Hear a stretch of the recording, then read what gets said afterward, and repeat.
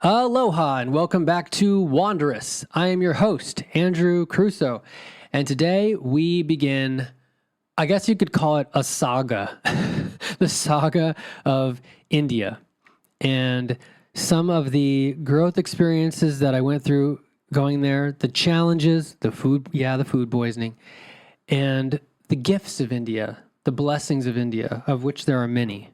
The train stations of India, of which there are over 4,000. Fun fact. Let's start with landing in Kolkata. Come along with me.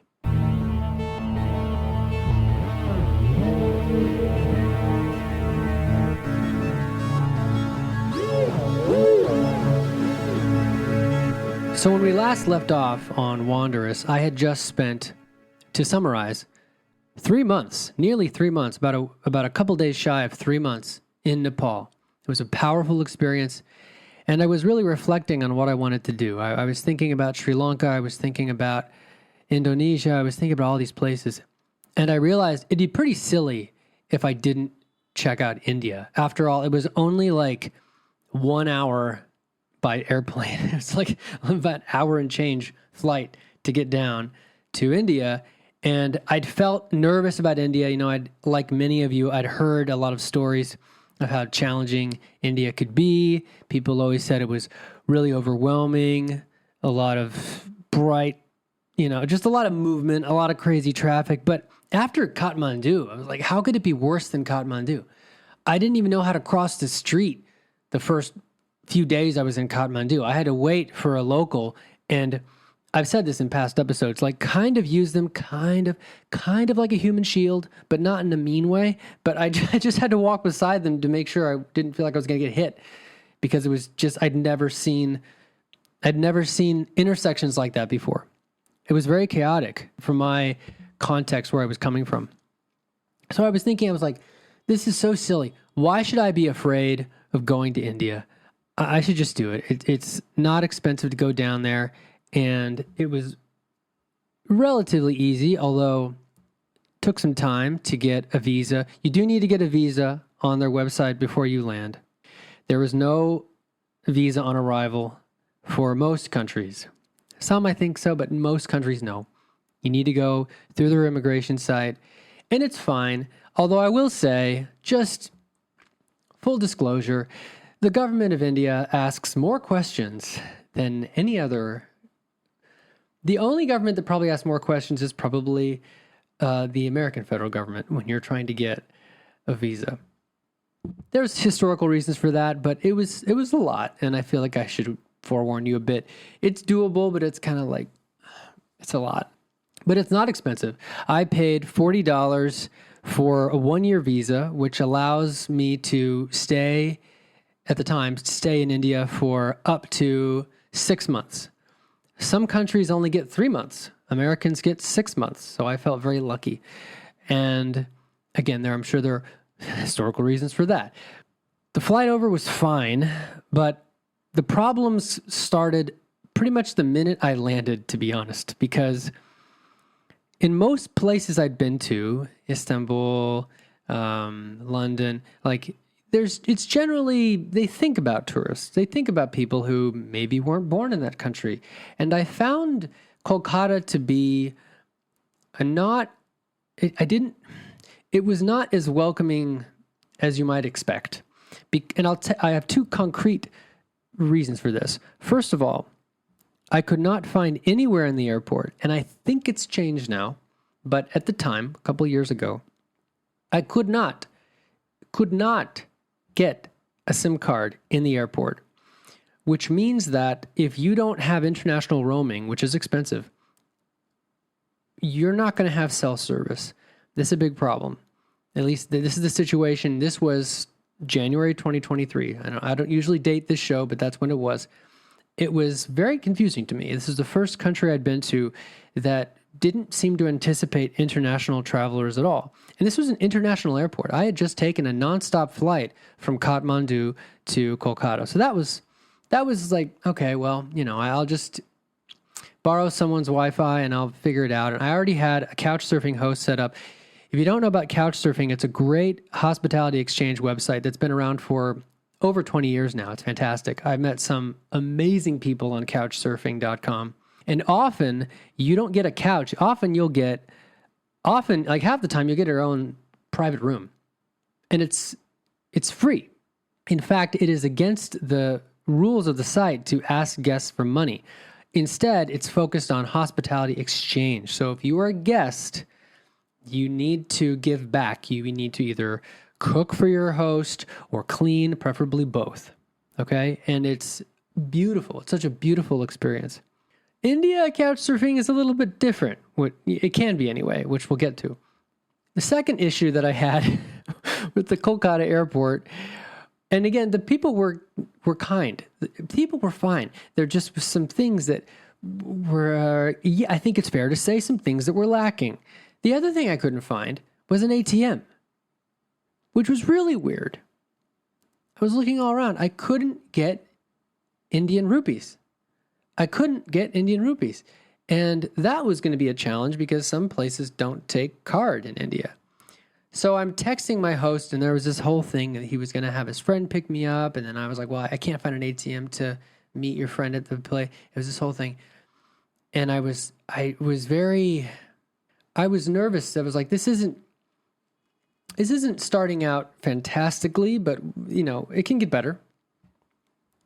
After all, my first couple hours in Kathmandu were tricky. I found ATMs, but none of them would work with my card.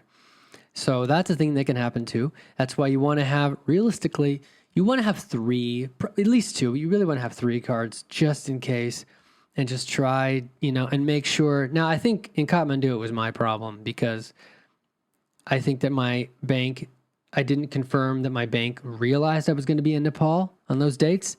And having travel notifications is really important. But thank goodness, thank my host. He was trying to get his friend to pick me up, and it was like, it was 3 kilometers. It wasn't even that far, but he was a bit busy. And he didn't owe me anything except what he already had agreed to, right? He had agreed to host me for, I think I'd asked for like 5 or 6 nights, which is, very kind of him to accept. But logistically, things get tricky sometimes. And he, bless his heart, he ended up asking his brother to come and pick me up because I was like, I'm really sorry, but I can't get a SIM card the only way I could actually message him was because I met an Indian diplomat who was leaving the airport who had a white passport, really cool Indian passport. And he said, oh, I'm very sorry. I know they need to fix this. And he let me use his hotspot. He let me use his Wi-Fi on his phone. He turned on a hotspot on his phone. If it wasn't for him, I don't know what I would have done. Unfortunately, you travel for long enough, and that's probably going to happen. They're just not going to be, you're going to come to a place that just isn't set up for new people, basically. And it feels frustrating. It's understandable. It's understandable if you feel frustration in your body, in your soft human body. But this happens. This is part of international travel in a chaotic world. Luckily, there are kind people that make it possible to survive. I mean, you want to grow a faith in humanity, travel internationally, especially Asia. Around sunset, we make it back to my host's place. I meet his family. I meet his mom, who only speaks Hindi.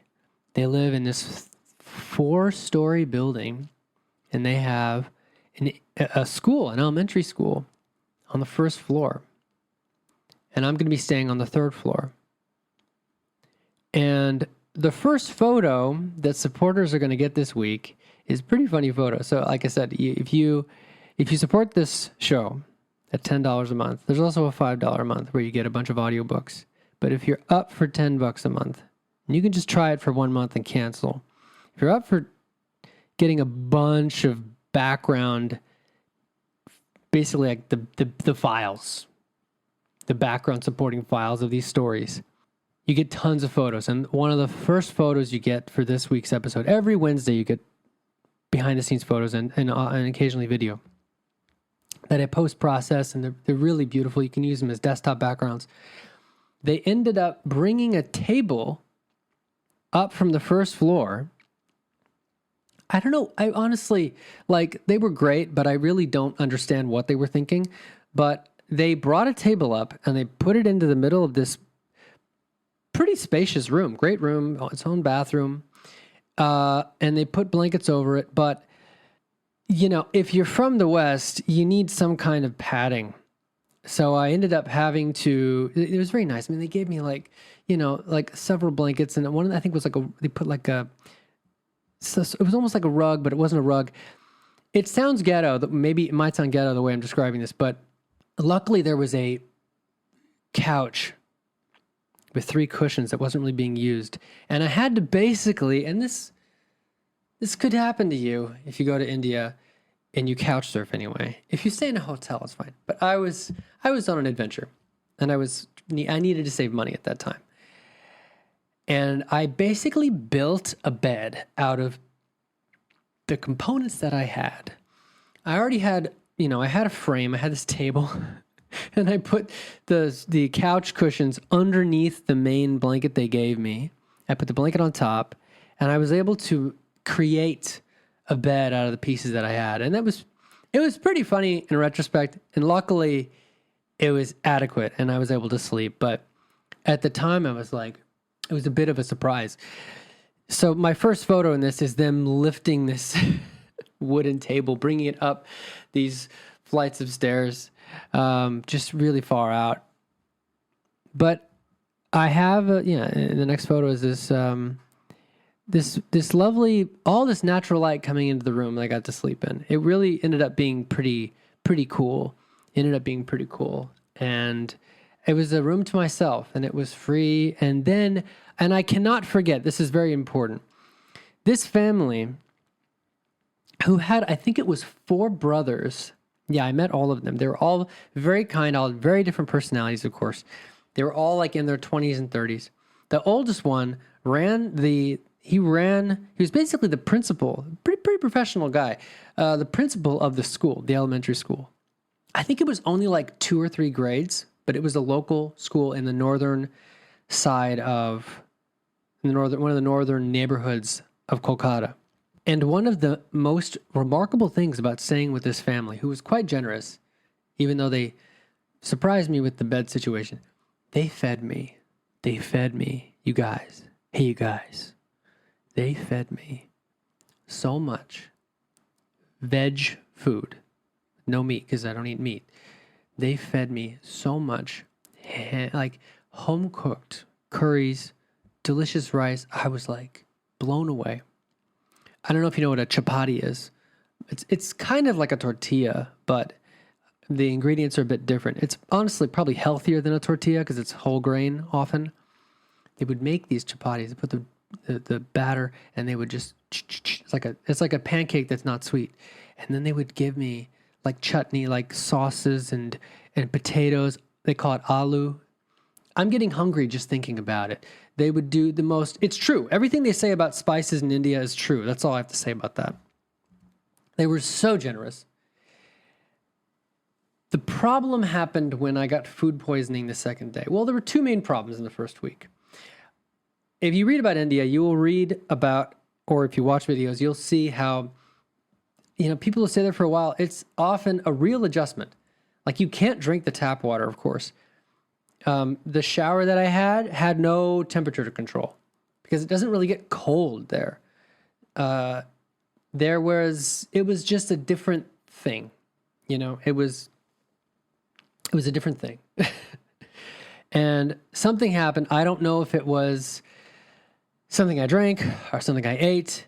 I think it was this particular time. I think it was because they fed me so much food that I crossed my own boundaries. I admit a mistake here. I should have said no when I felt full, but the food was so good.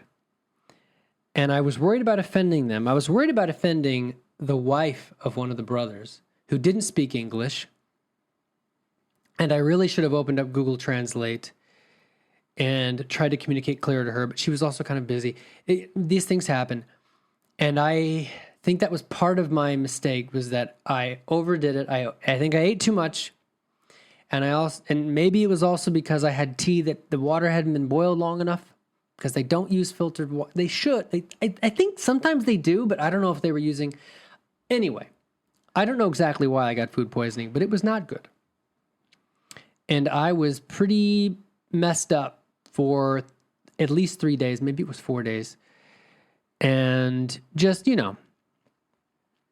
my grandfather used to say, my grandfather actually lived in India for about a year in what was called Madras at the time. He was working for a company, an American company. And back then it was called Madras. Now it's called Chennai, because they're going back to the traditional names.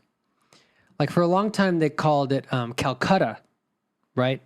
But now the real name of the first city I went to is, the original name is Kolkata, Kol. But I was pretty messed up. It sucked. And they felt bad, and I was like, I can't. I didn't have a plan of how long I was going to be in Kolkata, so at least I was flexible with timing.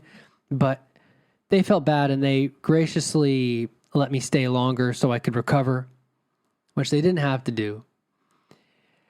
And, it's stressful. It's stressful not having control over your body in some ways. So I was reading, and I was just having chapati. I wasn't having anything spicy for a while to let my stomach calm down. And the second thing, almost to add insult to injury, was that I went to turn on my MacBook. I put my finger to the power button, which is a fingerprint reader. Nothing happens. I talk to my host. I reset it. I do all the things. He says, well, there are a lot of technicians around here. And I look at Google Maps, which is a thing that I do a lot in a new city. And I find somebody who has amazing reviews. Incredible. Like, guy seems like a wizard. And it is at the time it was a 500 rupee diagnostic fee, which is cheap. It's like $5. For $5, he'll look at it and just tell you, how bad it is, if he can fix it. A lot cheaper than, because this particular MacBook I bought off of eBay, and it was a great machine. But it didn't come with, actually it did come with warranty, but the warranty had expired 6 months before. So I take it, and this guy, he takes out his little prongs, and the supporters of the show will get a pretty funny photo of my poor MacBook sitting and the voltimeter thing sitting there with a fair amount of dust, but like nothing. It was so weird because it hadn't gotten wet. It hadn't been dropped. I still don't know what caused the failure. I don't know. My best guess is the cold in Kathmandu before I flew out. But even then, that shouldn't have caused this, because MacBooks can get below freezing. If they're turned off, it's okay. Like, it's there in the specs.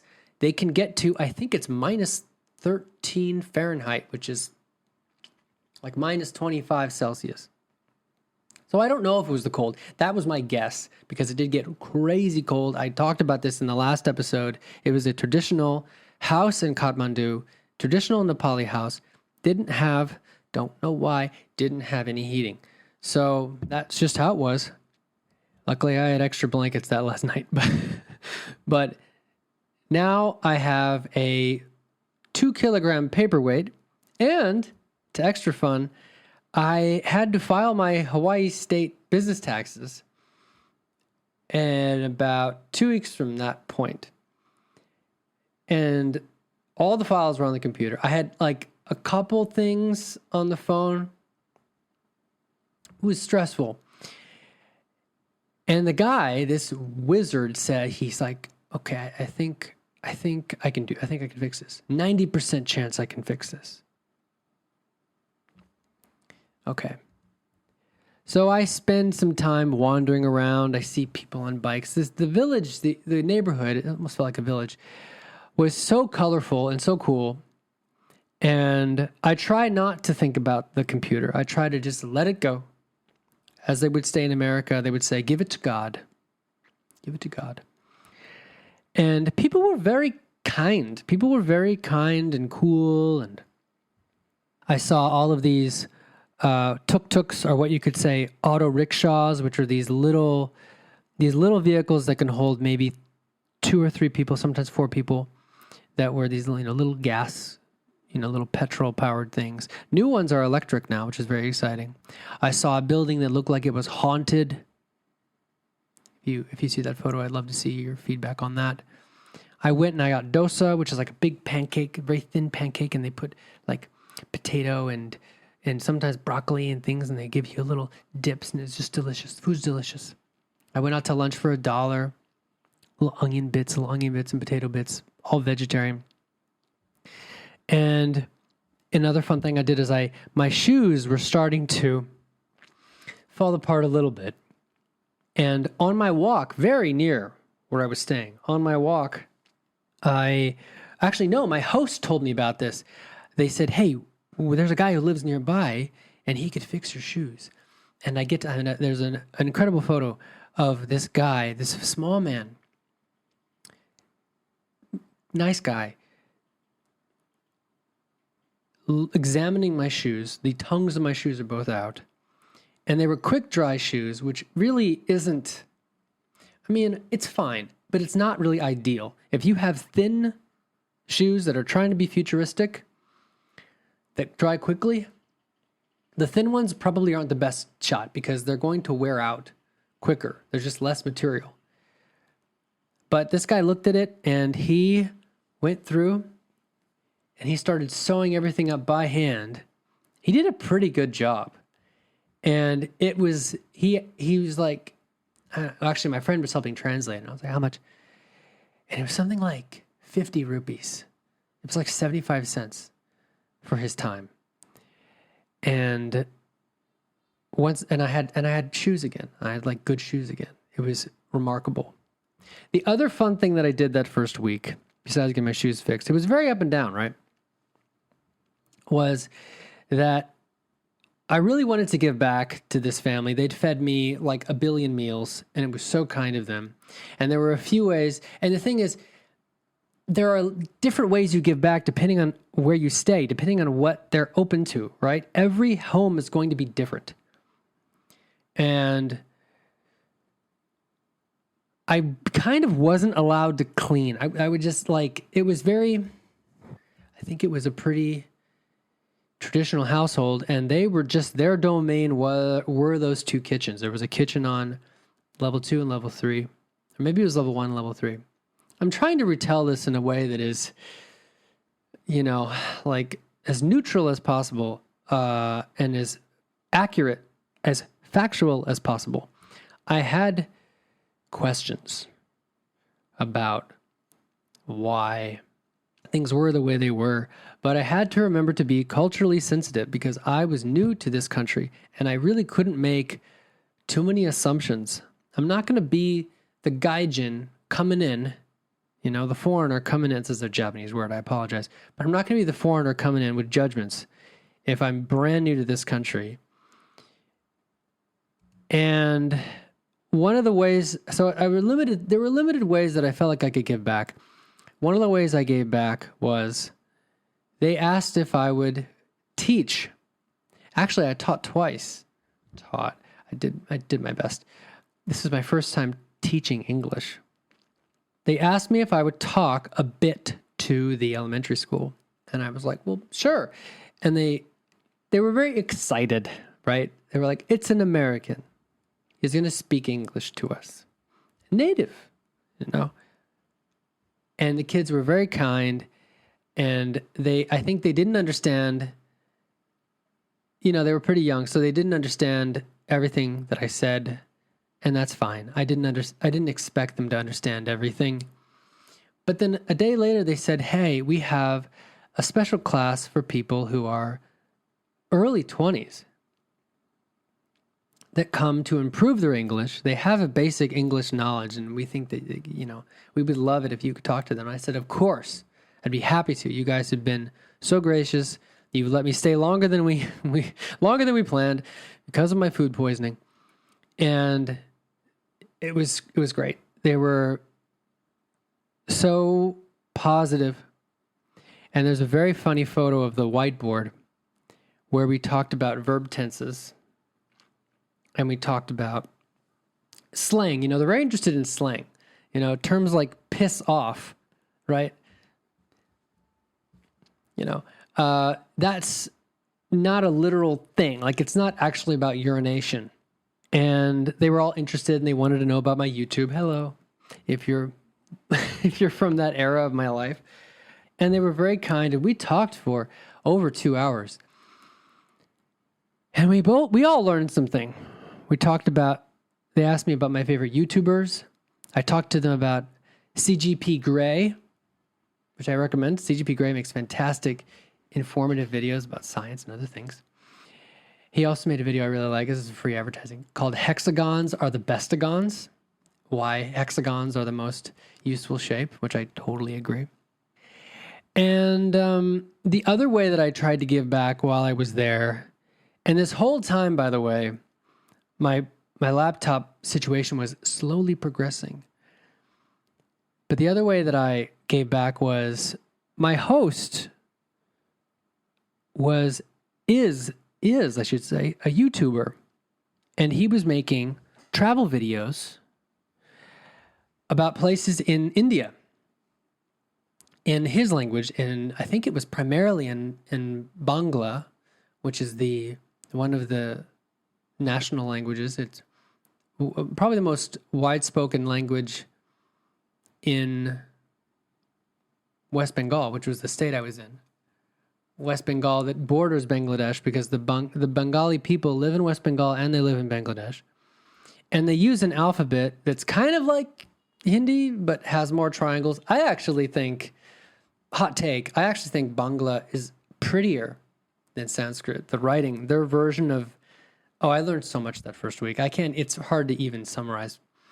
They call their writing system in Hindi, they call it Devanagari. But if you were to read the word in Wikipedia, you would think it's Devanagari. But everything gets kind of squished and slangified in India.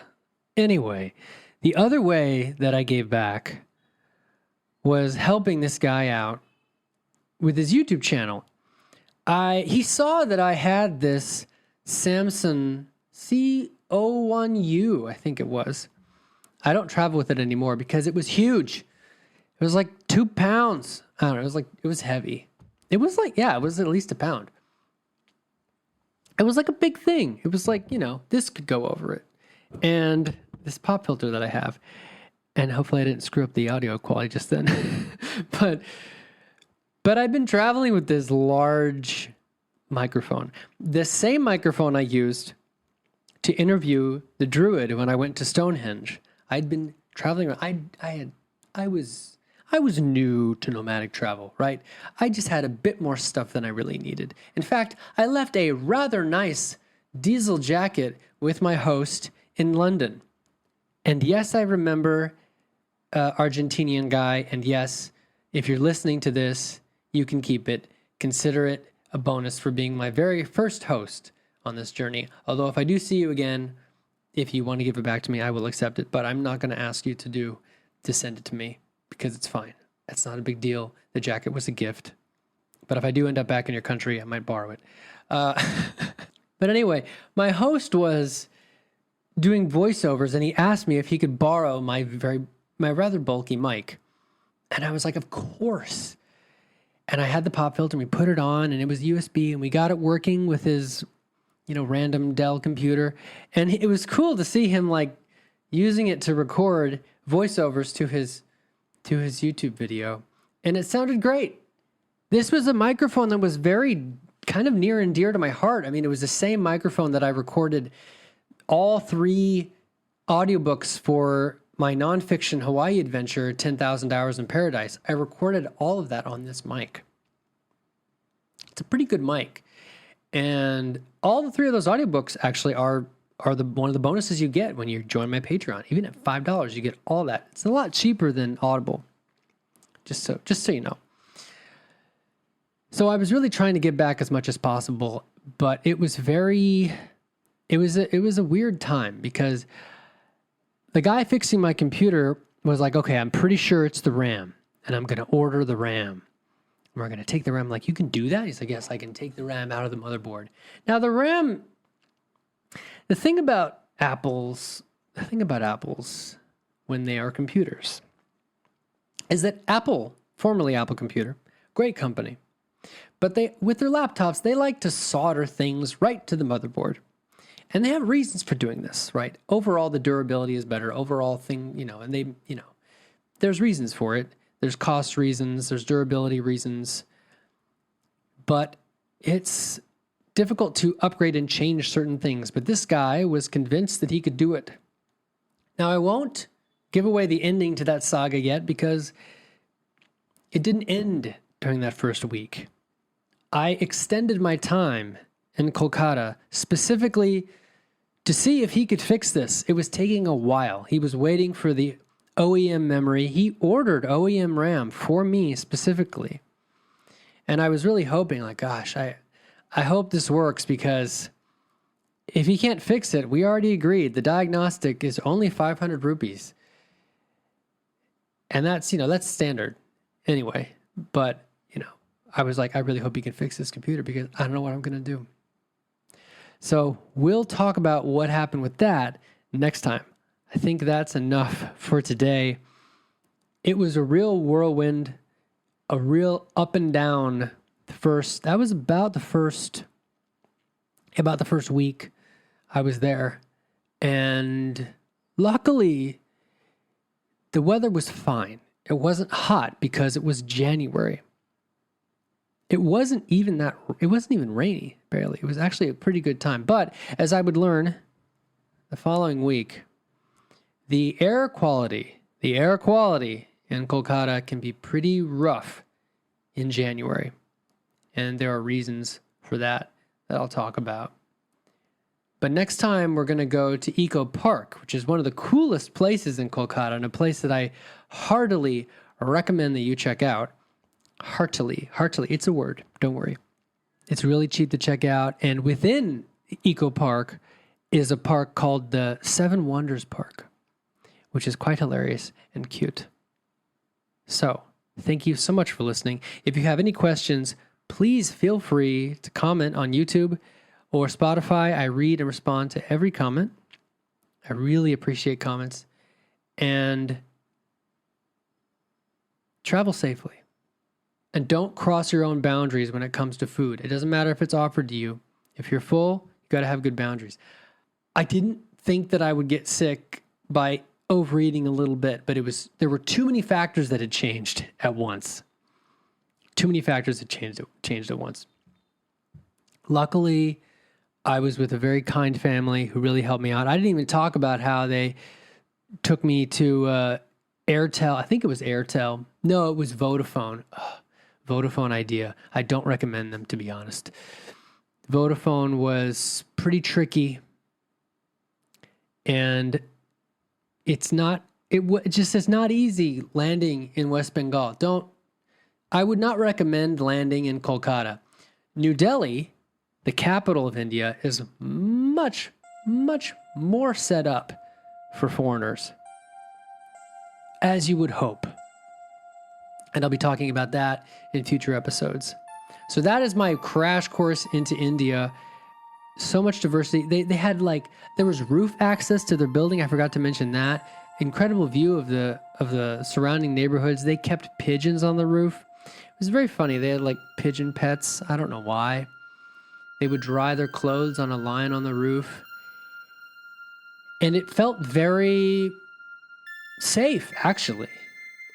I didn't feel menaced, but it was definitely an adjustment.